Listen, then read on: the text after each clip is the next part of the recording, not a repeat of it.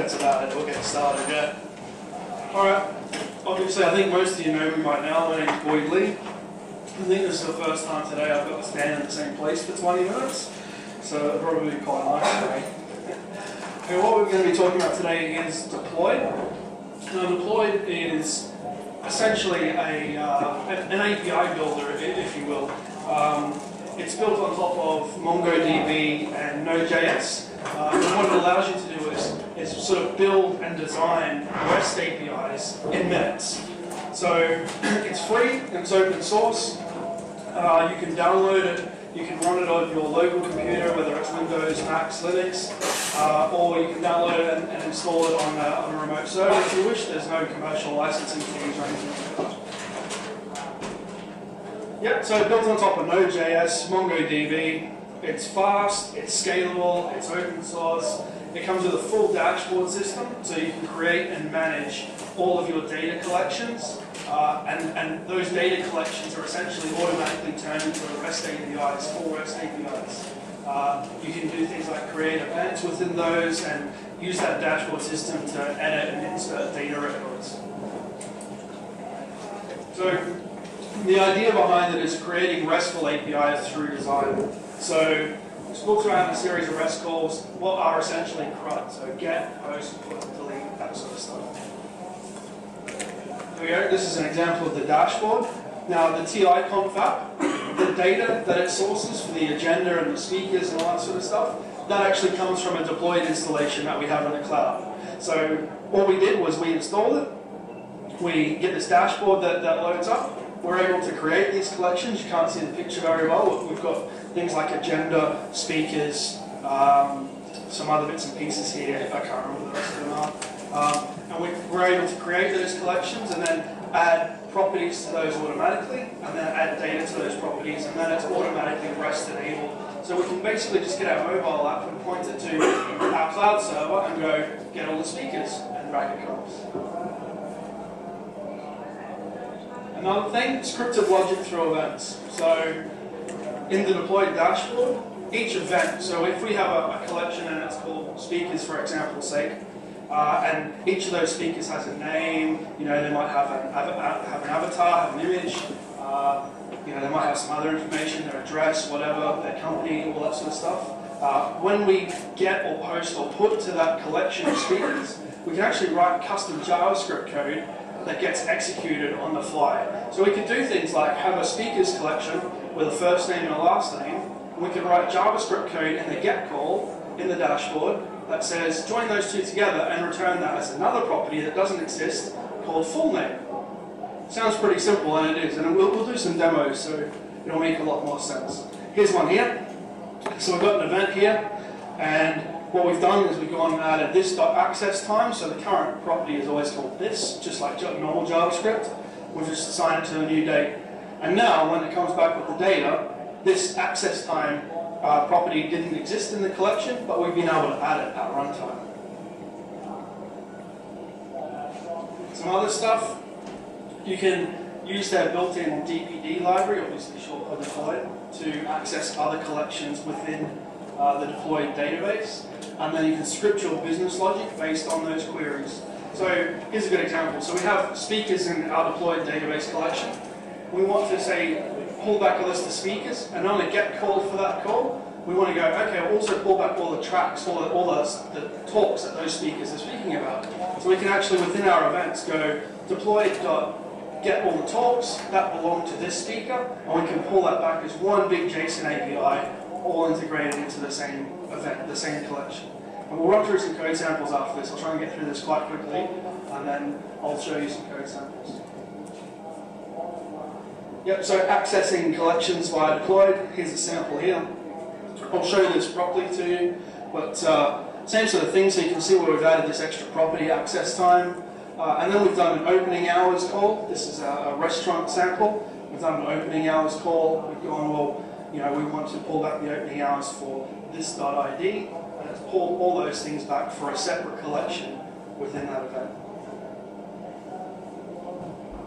Some other stuff is full user login, logout, and creation support straight out of the box. So you can create a regular collection of just normal data objects, or you can create a user collection. And that's a special collection that has login, logout, REST calls. And you can use that to manage your system logins or whatever. All the passwords are encrypted, all the rest of it is already done for you.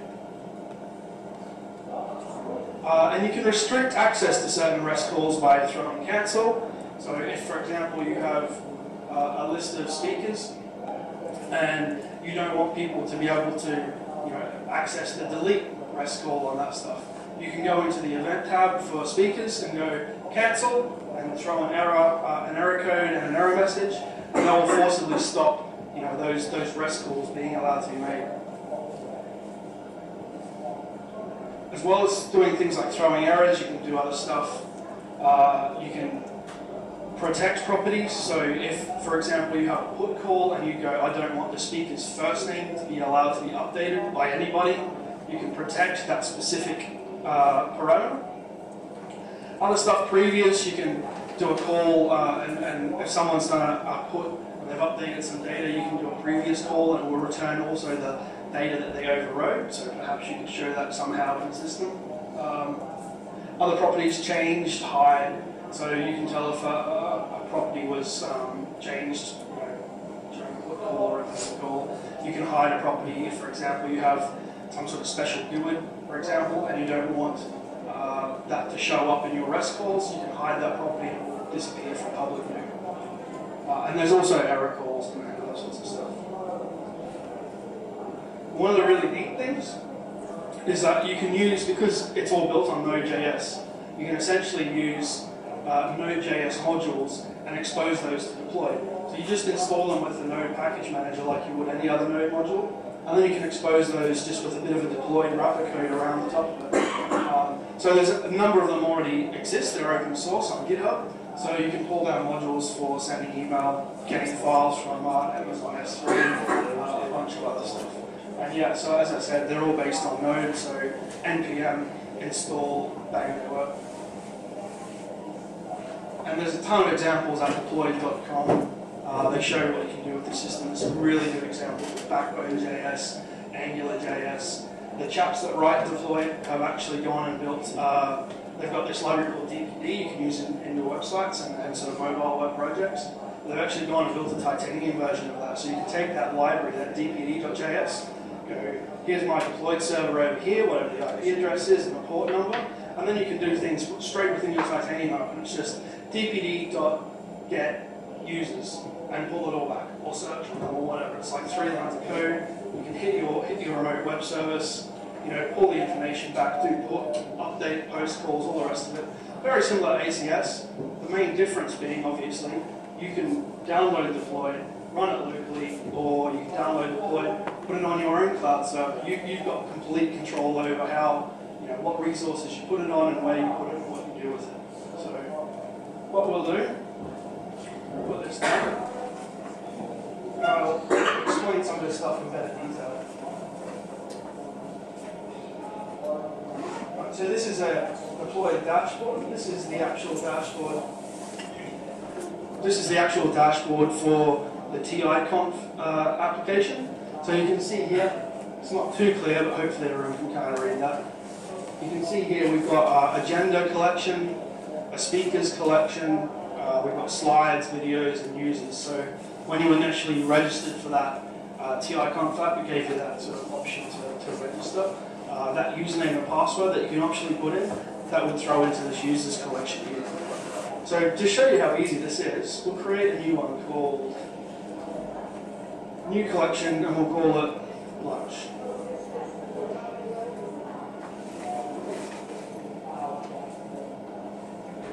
Wait for our internet to work.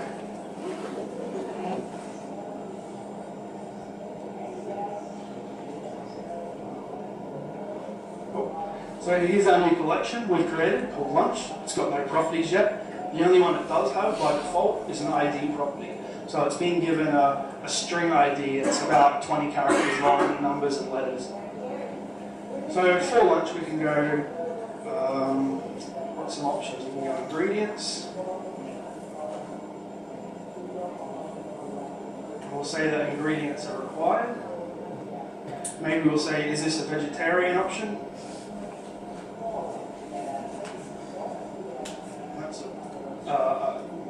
no Boolean value.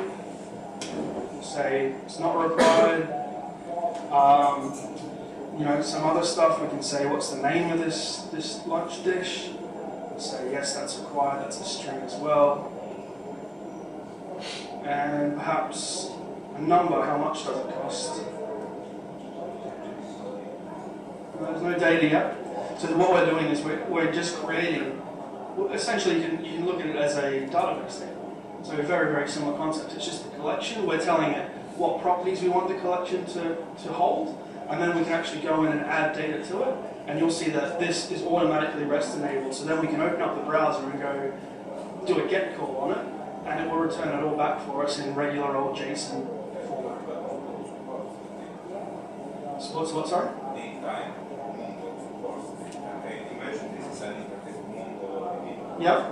Yep, it does. So there is a datetime, there isn't a datetime object, sorry, but you can just use object because it is a datetime type.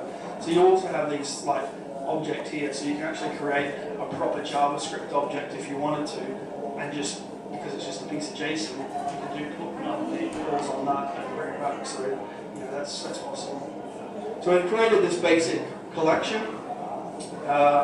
We've got a string, what the ingredients are. We've got a name for this lunch thing. You know, we've got a cost, that's a number, and a vegetarian option. So that's going to be a Boolean on-off field. So now we can go straight into the data view. Now it's a bit hard to read on the screen, but we'll give it a go. So now you can see that just like any old sort of Excel or any other database entry system, we can enter the data in manually like this. So you can just here go ingredients, potatoes, eggs, salt. We'll say that the hard with these multiple things going on here. Say, is it vegetarian? No, yeah, why not? Give it a name. We'll say it's potato roasted blue. Cost $3.49, and that's it. So now we've entered some data directly into our system. We don't have to do anything else. We can actually now just go and open up a new browser window and go bang. And all your API calls are your server, whatever the port number is. You can run it on port 80, that's fine. By default it runs on port 5000, but I run systems on port 80. And then just whatever your collection name is. So that should, there you go. So there's our JSON data being returned. Simple as that. You know, you can build collections in really a matter of minutes. And then it's got the full support there for the get, put, post, whatever. So, you know, we could go now and we could open up just a sort of REST testing app to do a bit of a post. So we could go here, we could go, well, there's our URL. We're going to do a post call to that. We're going to go ingredients,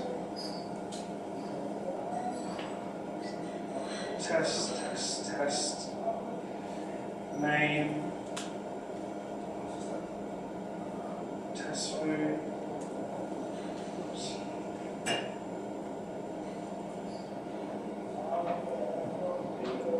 Price, cost, was it? Cost. But you know what, we'll keep it as price because I'll show you what happens with the error handler. I did it on purpose, see? Well, what else did we have here? Vegetarian was the other thing, wasn't it? So, vegetarian. False. So now this is just a REST testing app, so we can test that this works. We can send that request. Oh, bad request. What do I do? Oh, there we go. That's right. So it's returned back a 400 error automatically because in our system we've defined that cost is required. Obviously we've sent across price, we haven't sent across cost. So if we change that, so that error handling is built in.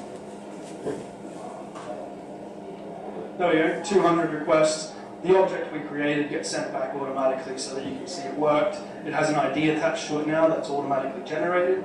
So now we can just go back to our installation, and there it is. So it's as easy as that. So it works exactly the same way for put requests. Obviously, a put request, you would throw the ID into the URL, so a put request would look kind of like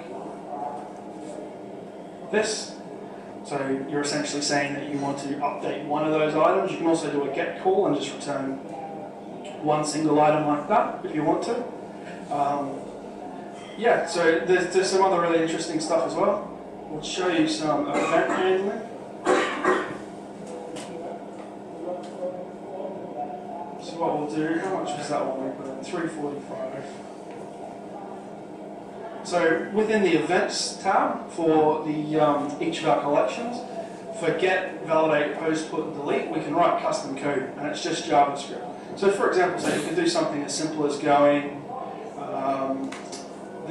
the current object is always this, so if you're doing a post or a put, and you want to change the data going into a system, it's this. If you're doing a get, it's referring to the data coming back out of the system. But whatever object it's interacting with, it's always this. So it's just a normal JavaScript keyword. So we can go, if this dot cost is greater than 3.5, and this dot is expensive.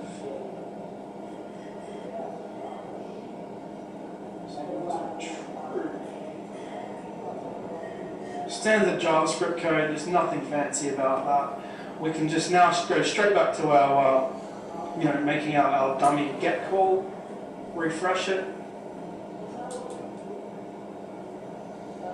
We haven't got one that goes over. We go 3.4.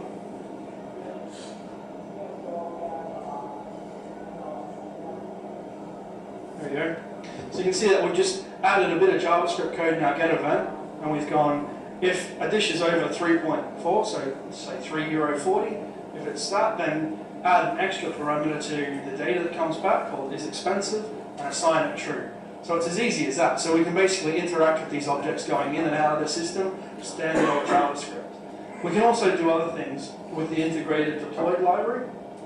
So for example, we could create another collection, and we'll call it, I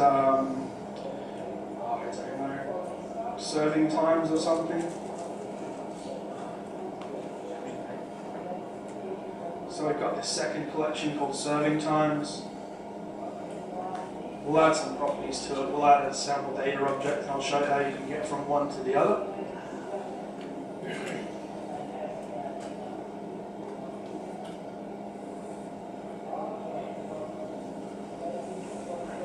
Okay, so open, we'll just give it two properties. We'll go open from, open to. So just 2 times these would be, we'll just use strings.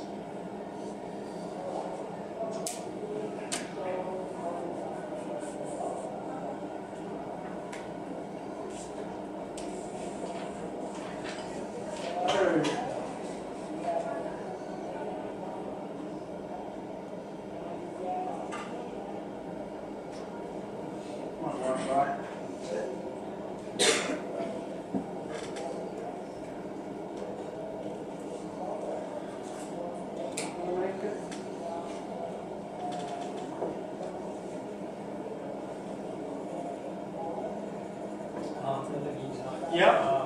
If I would like to MongoDB is in the back end, so uploading files wouldn't be a good idea to install. So I would then go into events and just hash the file upload. You could do that. You could do that, or optionally you could just write a node module. So you can expose any node module you write or something that's right as a deployed collection. So what you could do is you could say, well, all file uploads, I want those to go to Amazon S3. So I want to put them in my own Amazon S3 bucket. So you could write a node module that exposed a deployed file uploads collection, and that when any file got pushed up to that collection, that actually got caught in your node code, whatever it happened to be, and got handled that way. So you can then interact with it. It knows that that is also a collection it can interact with, and you can use it from there. Emails are a good example. So there's some node modules already that actually go and hook email systems up. So what it does is it basically creates a new collection type when you've installed it, and it's an email collection type, and you can go and give it your SMTP username and password and host and all that sort of stuff. And then from within your application, you can essentially go dpd.mymailserver.send, bang, and it will send an email from within deploy, straight through your server. To mail? No, deploy. So if I want to expose the rest of the service, but I want to authenticate the post request. Yeah, what you can do is you can check authorization. So within the events here, what was it? Let's just add this first and the second. We've only got a few minutes, so let's just try and run through it really quickly. Within the events, you can actually go and use an object. There's got a specific object called me, and there's a cookie that's sent around. So you can essentially go, if this is me, so if I own this collection object, then allow it to do something, otherwise cancel. So putting the security over the get, put, post events is kind of all up to you at the end of the day. We've also built a system sort of within deploy. We've created our own collection called tokens, and we generate a token, and then we check the token against deployed. So there's a command that says, is this internal, this call? So we know that we can only sort of access that token system internally with our own code. Someone externally can't get to it. And yeah, so we can do it from there. So we've got our own token system, just sort of two-factor authentication. You send a token header and a key across, a token request. It sends you back a big long key string, and you send that with each request you make. And then it checks that that's valid, and it checks the collection, checks it hasn't expired, all that sort of stuff, just like you would with Twitter or Facebook. Works exactly the same way. So I'm just going to quickly write this, and then we're going to have to finish up. So we've got this serving time stuff. There's a lot of features to this, so obviously we've only got about 20 minutes. We'll try. We're just going to rush this. Sorry?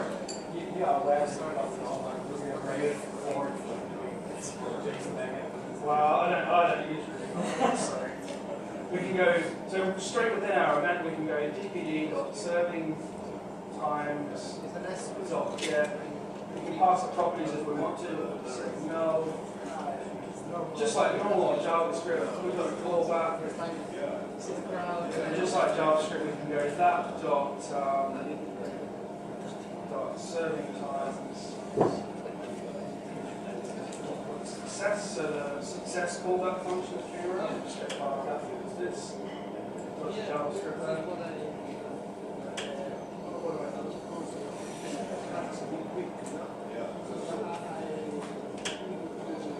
I think perhaps I should have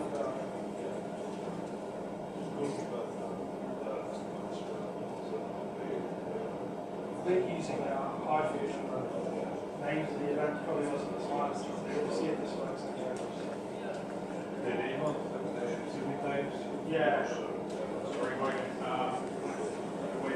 Okay, well we're going to have to finish up. Well, if anyone's interested in some more sort of further things to it and how it works, then come and see me later, but we're going to have to finish up now because I'm running late. I'm supposed to be keeping track of time.